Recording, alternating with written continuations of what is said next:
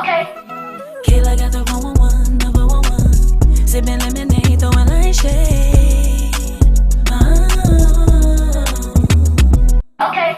Tell about a story, since we all have stories.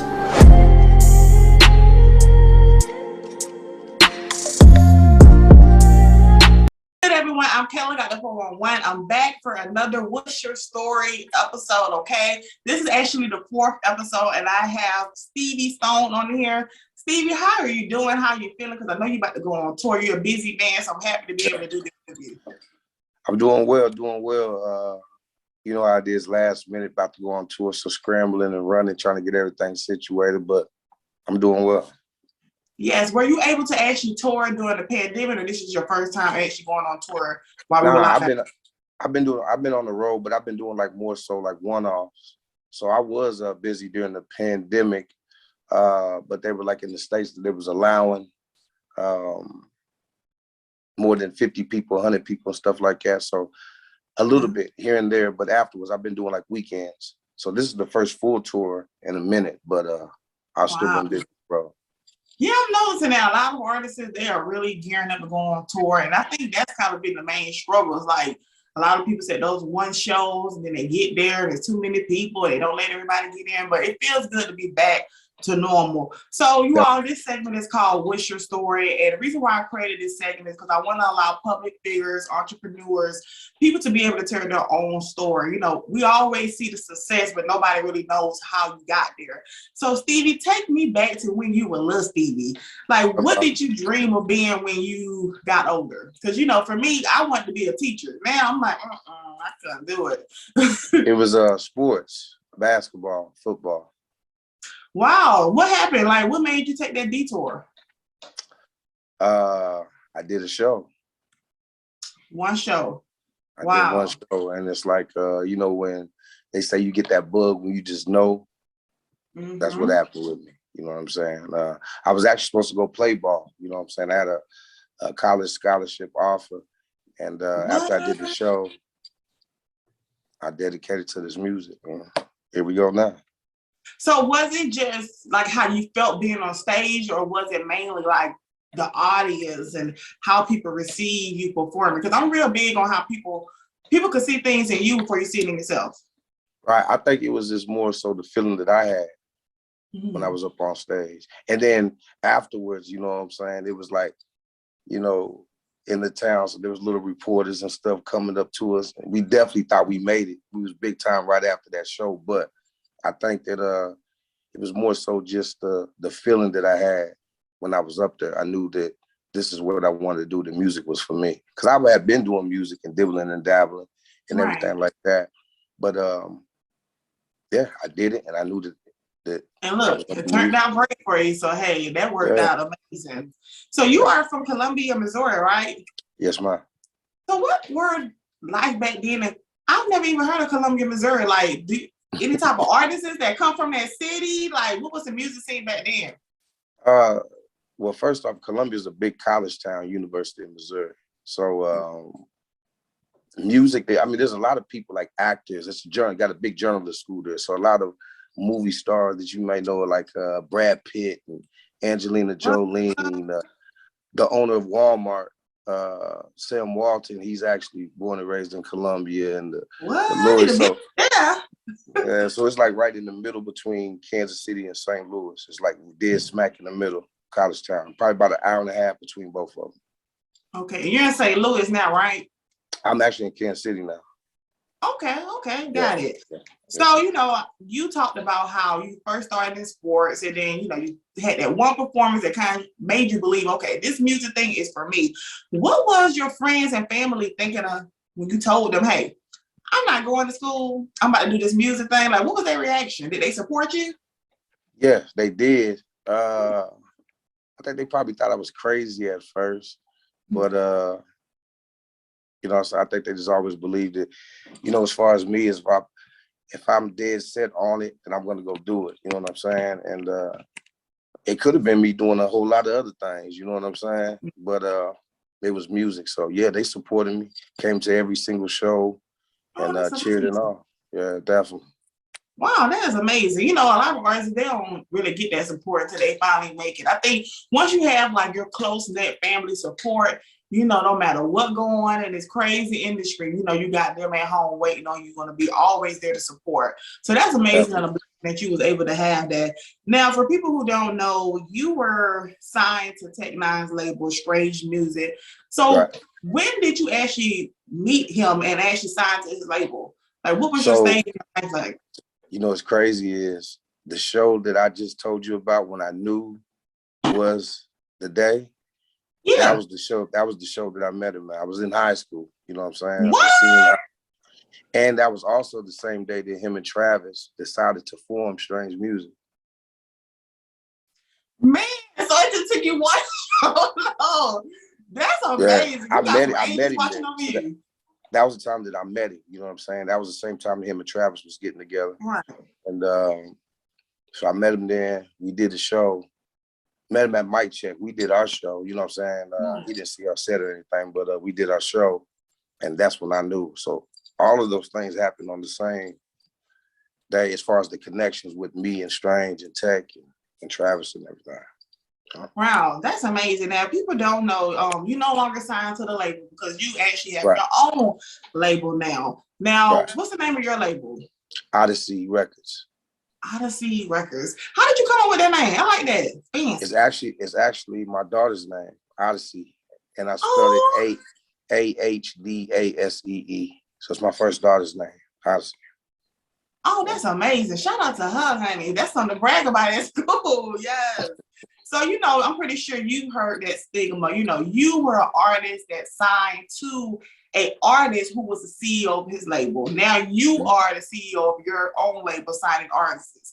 Now, you know, many people will say, hey, it's not okay for artists to sign with somebody who's an artist because they're always going to be focused on themselves. Like they can't put time in you when they're focusing on their own work. How do you feel about that? Did you have that case when you were signed to Strange Music where, you know? Nah, I mean, I believe that, so when I started, they kept me on the road with Tech. I stayed on the road with him. I stayed touring the country, Australia, New Zealand. So it was actually beneficial for my platform because it put me on a different platform than where I was. You dig what I'm saying? Right. So before that, I just came off my deal with Ruthless Records, and we was already cool and tight anyway. And it happened, but it definitely was a big stepping stone for my career. You know what I'm saying? And then I was actually there for 2 terms. So I actually signed twice. I signed it, finished my term, and I signed again. But, you know, everybody evolves and you learn. That's what it's supposed to be. You get up in there, you go through it and you learn, and then you branch off and build your own legacy, just like he did. You know what I'm saying? Right. So that's what it's all about. You know what I'm saying? Right. However that you go, that's just my course. So for me, it was great. You know what I'm saying? And then it was all, everything that I've been through my career, I believe they were all stepping stones. And it was all meant for this moment for me to be doing exactly what I'm doing right now. And it had to happen like that for me to understand, be prepared mentally, you know what I'm saying, for it to happen, I think. So I think it's different strokes for different folks, but for me, it was definitely very beneficial. Right. You know, I feel like, you know, it's always in this industry, like you have the guy that's the professor and you have the students, right? People take that term bad, but I feel like you got to learn from somebody. You got to have somebody who can give you advice. But now you're in that position where you are now the professor. You have people that sign to you and they're the student. They're learning from you. So when you actually started your own label, what was that what the fuck moment for you? You was like, oh my God, nobody told me this. When you created your label. I think, you know, I've been through 3 deals. So I had 3 record deals, 1 with Ruthless and 2 with Strange. So I was prepared already for a lot. I've already been through a lot and everything like that. There's definitely things that I've been learning, but it's more so on the business administration side. You know what I'm saying? The things. But there hasn't been anything that's like, what the fuck moment is overwhelming. I can't handle it or anything. Yeah. Seems like you learn from it. Yeah, I think sometimes you learn from. You're supposed to learn. I really can't stand when people get themselves in situation, and you ask them, so what did you learn from it? They keep making the same mistake. You And know, then here's another thing is like, you know, going through my whole situation, through my whole career, you meet a lot of people, a lot of dope people that can do a lot of good things. So even if I don't know how to do things, I know people that are around me that knows how to do those things. And that's just about building a team. You know what I'm saying? So building a solid team. You need a team right. around you that you can trust. You can't trust your team, then who can you trust? Exactly. Exactly. So next, you know, I feel like you're in a place in your life where you are successful. You're about to go on tour. You put out so many hit singles. But when was it for you in your career where did you have any career obstacles throughout your music career where it's like, okay, whew, this is taking a left turn? Definitely. I mean, I think that's just a part of it. You know what I'm saying? Those trials, you have to go through something to get to somewhere in anything that you do. You know what I'm saying? Mm-hmm. And my route wasn't like a regular route that everybody would take. You know what I'm saying? I kind of went and did what I felt was best for me. You dig what I'm saying? So even to get to this point in my career, some people it doesn't take this long. Some people it takes longer. You dig what I'm saying? But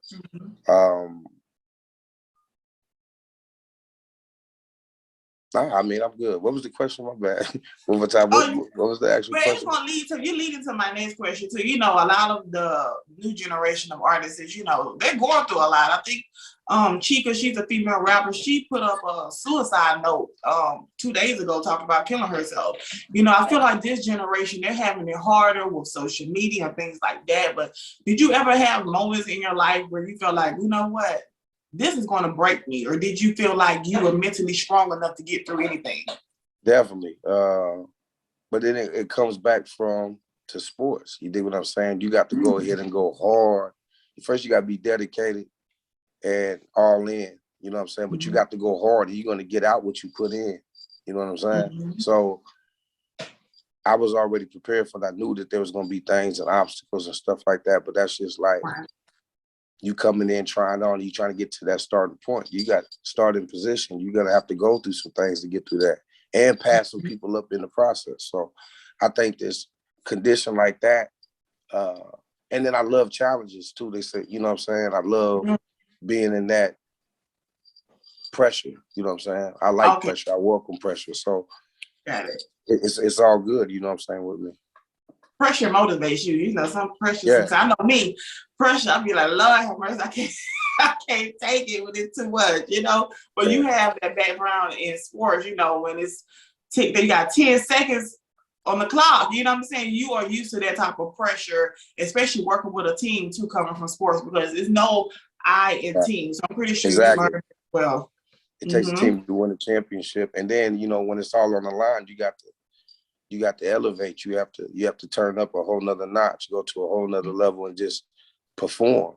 You know what I'm saying? So we call it fourth quarter audible. You know what I'm saying? Because it happens a lot. You know what I'm saying? But just perform and get it done, and perform at a high clip, and that's what it's about. Right. So you are a CEO, a boss, an artist. How have you been managing your family life? Especially being on tour, being an artist, being a rapper, you know, a lot of rappers, you know, they tend to be working so hard that the family life goes in the back burner. Were you actually good at managing your family life? Well, I mean, I'm an artist that has always toured a lot. You dig what I'm saying? Of course, during the pandemic, I'm home a whole lot more. And I was doing weekend shows. So during these past 2 years or 2.5 years, of course, it's been easier because there's been fewer shows. And then when there is, it's on the weekends and I'm back home. But like even last year, the whole year, I didn't want to tour all the way. I just wanted to do weekends and be back home. So it's just like trying to find the balance. You know what I'm saying? We still have to make sacrifices to go and do what we have to do to provide, but you got to try to find a balance when you can. And then things like that, you know what I'm saying? Pick and choose. Maybe not like all last year. I just did weekend shows at home during the week. You know what I'm saying? This tour that I'm going on now is only like 36 days compared to 70 something days. You know what I'm saying? Like I'm used to doing 36 days straight? Yeah, 36 days. It's like 26 shows in 36 days. What? But that's light, like with that's light, okay. with Strange, that was big. They was really, really big on touring, so I toured a whole lot. But we did like 100 shows in 110 days before. So put that in the perspective of 26 and 36, you know what I mean? Right. And then, you know, they still average of 50, 60 shows every time that you go out. So. Oh, that's impressive. Like, I haven't known that. Now that you have artists as well now, you know, what is the 411 on the artists that you have signed, and who are they, and what made you choose them for your label? Well, there's definitely is some. We haven't fully announced it just yet. It's all about to happen. You know what I'm saying? So I would probably have to want to come back with you and do the official announcement, because we want to do something special when we do announce it. But there's a few of them, and you know, a few of them that if you are hip to me, you've been seeing them for a minute, so it goes without said. But there's definitely a few new people that they haven't seen that I've been looking at for a long time, years and years and years. You know what I'm saying? Like, once I go and do that, that's gonna be somebody that I would sign. You know what I'm saying? So, I think that, you know, everything was, it just had to run its course, and now that we're here, that next step is about to be happening. So I can't tell you just yet, but I will get back on here. We'll do another one, and as I talk to you, it seems like you're one of those people where it's kind of like faith and universe has kind of guided you to where you are now. Like, you know, you hear, no doubt about it. Yeah, you know, you hear some people, they just be jucking and jiving, trying to get this, and they like nothing don't let it work. But sometimes you just gotta just chill and let things happen naturally. And I think that seems like why you have been so successful where you are now. Just artists is just chill, you know, do what you gotta do, work, put out the music, and everything will happen when it needs to. You agree with me? And that's facts. Like, when you expect a reward or something like that, or you're working for a reward, it's never gonna happen. If you just go ahead and go hard, stay consistent, be true to yourself, then in consistency, it's gonna eventually happen. You're gonna eventually run into some people. Doors is gonna eventually open. You got to stay true to yourself, stay over, keep your circle small and tight with people that you trust and loyalty, you know what I'm saying? And don't get caught up in the smoke and mirrors, you know what I'm saying? And, you know, I want longevity.